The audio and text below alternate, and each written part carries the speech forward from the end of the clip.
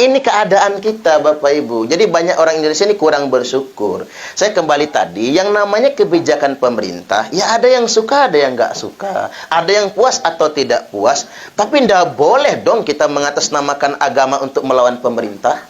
Maka kata Nabi, taat pemerintah itu fima ahabba wa kariha. Engkau suka, engkau tak suka, wajib taat kepada pemerintah. Kecuali kalau kita diperintahkan berbuat maksiat. Illa ayyu'maru bimaksiatin. Kecuali kalau engkau diperintahkan berbuat maksiat. Fa in umira bimaksiatin fala sam'a wala ta'ah. Kalau engkau diperintahkan oleh pemerintah untuk berbuat kemaksiatan, enggak boleh mendengar dan tidak boleh mentaati. Pak Jokowi enggak memerintahkan kita berbuat maksiat, ya Pak ya? Deh, kalau jenengan ini masalahnya kita milih atau enggak milih, mulai dari Pak Presiden Soekarno, Presiden Soeharto, Presiden B.J. Habibie, Presiden Gus Dur, Presiden Megawati, Presiden SBY, Presiden Jokowi, beliau semua cuman manusia biasa. Sebagai manusia punya kelebihan dan punya kekurangan. Apapun kekurangannya bukan alasan bagi kita untuk menyatakan melawan pemerintah yang sah. Sekarang saya kasih ancaman dikit nih buat meden-medeni ya. Man khola ayadan min ta'atin. Barang siapa yang melepaskan tangannya dari ketaatan kepada pemerintah yang sah, laqiyallaha yaumal qiyamati la hujjatalahu. Dia akan ketemu Allah pada hari kiamat nanti tanpa alasan sama sekali. Wa man mata walaysa fi unuqihi bai'atun mata mitatan jahiliyah. Barang siapa yang mati tidak ada di lehernya kesetiaan kepada pemerintah yang sah, maka matinya mati jahiliyah. Jadi begini maksud saya, ada orang nuduh pemerintah zalim, lalu membangkang, lalu melawan, lalu matinya mati jahiliyah.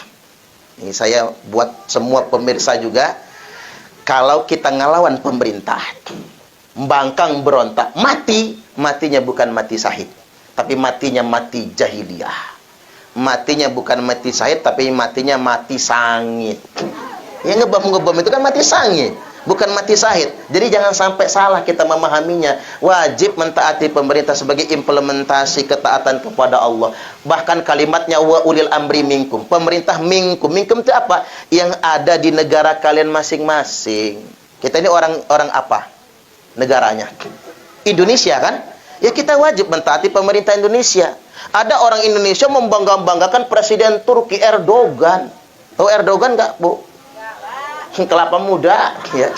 Erdogan yang dibangga-banggakan. Ada orang Indonesia membangga-banggakan Presiden Amerika, Joe Biden, tuh orang wai kanan, Ajo Biden.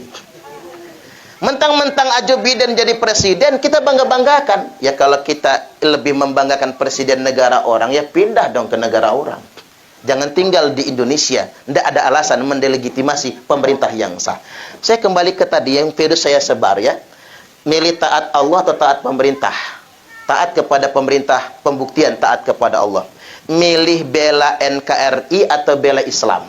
Jawaban yang benar, membela negara merupakan bagian daripada ajaran Islam. Makanya kita punya slogan, hubbul watan minal iman. Cinta tanah air itu bagian daripada keimanan.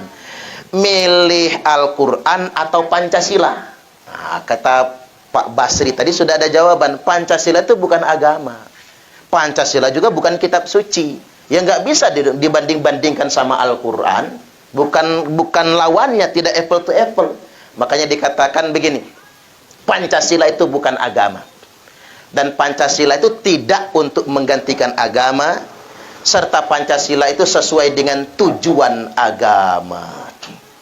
Makanya mengapa dikatakan sesuai dengan tujuan agama? Dulu Nabi bikin negara pertama dalam sejarah demokrasi di muka bumi. Negara demokrasi pertama itu negara Nabi, Pak. Karena negara lain masih kerajaan semua. Nabi bikin negara namanya negara Madinah, bukan negara Islam. Jadi bukan daulah Islamiyah, tapi negara Madinah. Dasar negaranya bukan Al-Quran, tapi dasar negaranya Sahifatul Madinah, piagam Madinah. Nah ini yang dijiplak oleh pendiri negara kita. Kita bikin negara namanya Negara Kesatuan Republik Indonesia. Dasar negaranya bukan Al-Quran, tapi Piagam Jakarta yang mengerucut pada Pancasila.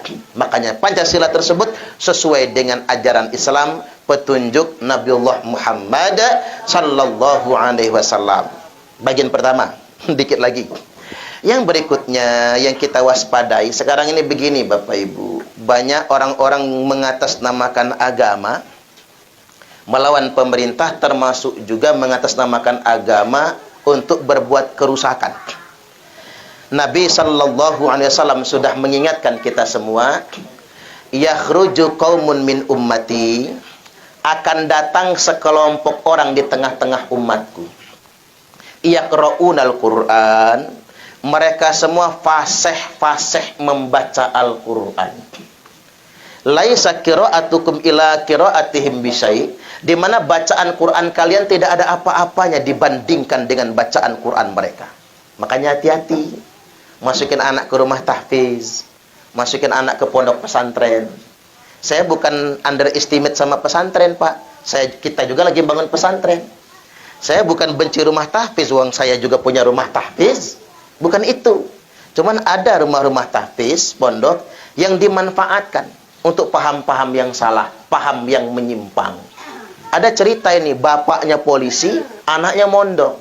Di pondok itu diajarin Pancasila togut, NKRI negara kafir, nyanyi lagu Indonesia Raya haram, hormat bendera haram. Bapaknya polisi, anaknya teroris. Nah, ini kan belum tersentuh oleh hukum sebetulnya. Kelompok-kelompok begini kan belum tersentuh oleh hukum. Mereka terang-terangan melawan negara, terang-terangan menentang negara, tapi tidak bisa ditindak sama sekali. Nah, ini kita yang mesti waspada, jangan sampai masukin anak ke sana. Jadi balik lagi, mereka fasih-fasih membaca Al-Quran, di mana bacaan Quran kita tidak ada apa-apanya dibandingkan dengan bacaan Quran mereka. Wala sholatukum ila sholatihim bisyai, salat kalian tidak ada apa-apanya dibandingkan dengan salat mereka.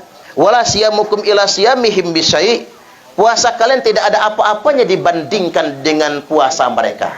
Fa idza kharaju faqtuluhum, tapi jangan ragu kata Nabi, apabila kelompok itu sudah keluar maka perangi mereka. Fa inna fi qatlihim ajran liman qatalahu yaumal qiyamah, karena sesungguhnya memerangi mereka itu pahalanya sangat besar sekali pada hari kiamat nanti bagi yang memeranginya. Give it to me like